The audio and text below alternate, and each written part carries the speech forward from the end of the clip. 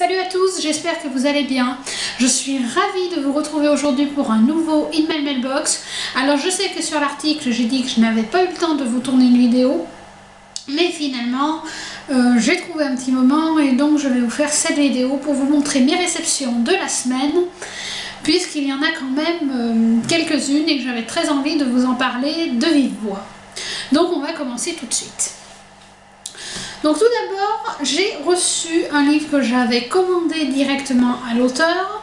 Il s'agit de Blanc de Sylvie Grignon aux éditions Edilivre. Donc c'est la suite de Rouge que j'ai lu il y a quelques temps et que j'avais beaucoup aimé. Alors je sais que plusieurs d'entre vous sont plutôt réticents à l'auto-édition.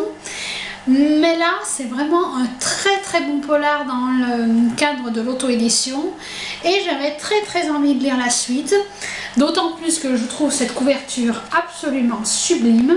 Je suis vraiment fan de cette couverture et j'avais très envie de connaître la suite de Rouge. Donc je vous mettrai la chronique de ce premier tome en barre d'infos si vous souhaitez aller voir ce que ça peut donner. Et je reviens très vite vers vous pour vous parler de ce nouveau tome qui, je l'espère, ne devrait pas trop traîner dans ma palle. Ensuite, j'ai effectué un tout petit achat, tout petit.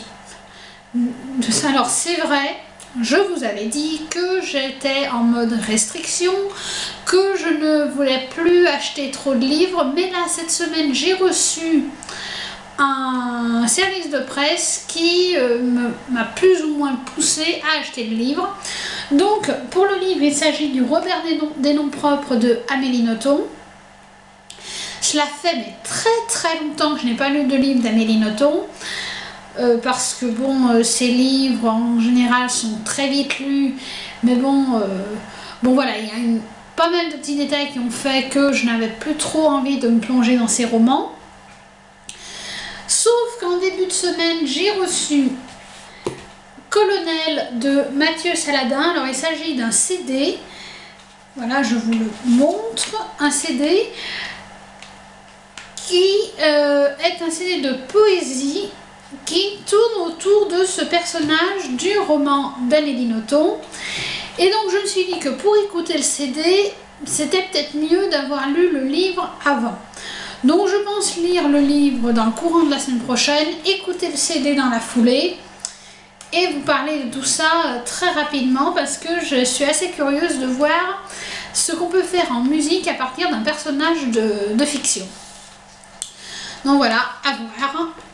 Je suis très curieuse de voir ça et je vous en reparle très vite.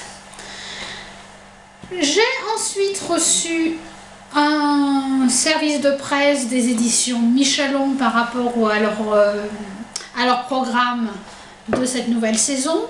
J'ai donc reçu leurs 3 romans de la saison, en commençant par Zou de Anne-Véronique Herter, je ne sais pas.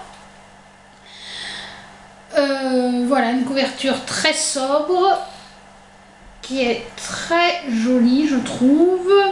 Alors je ne sais pas exactement de quoi parle ce roman, mais voilà, une histoire de secret de famille apparemment.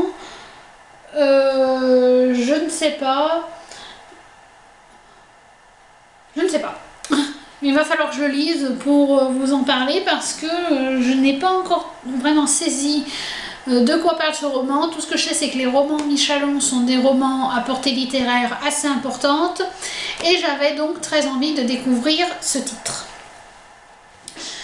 Deuxième livre que j'ai reçu de la part des éditions Michelon, c'est Le Pays silencieux de Christine Serrada.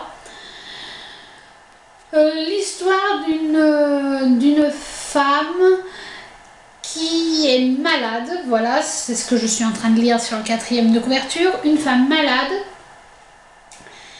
qui va malgré tout continuer de vivre tant qu'elle va le pouvoir. Apparemment un roman qui est un hymne à la vie et je suis très curieuse de le lire. avoir toujours cette couverture sobre que je trouve vraiment jolie. Donc voilà, je vous en reparle très bientôt. Et troisième roman que j'ai reçu toujours de la part des éditions Michalon, c'est L'homme qui est mort debout de Isabelle Marnier.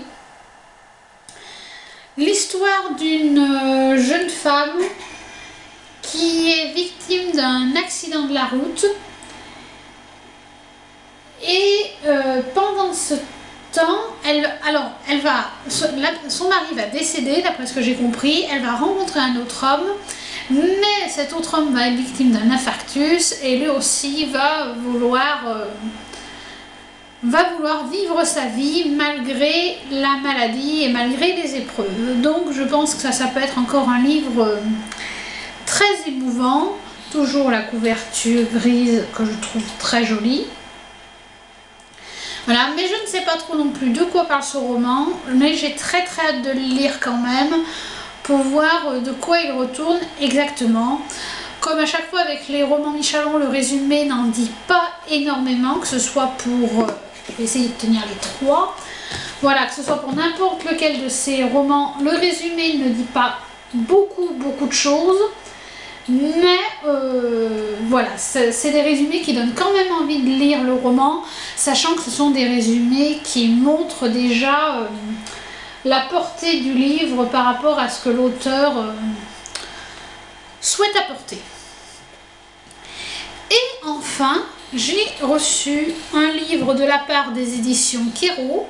Donc je vais vous montrer très rapidement parce que ce livre paraîtra le 1er septembre.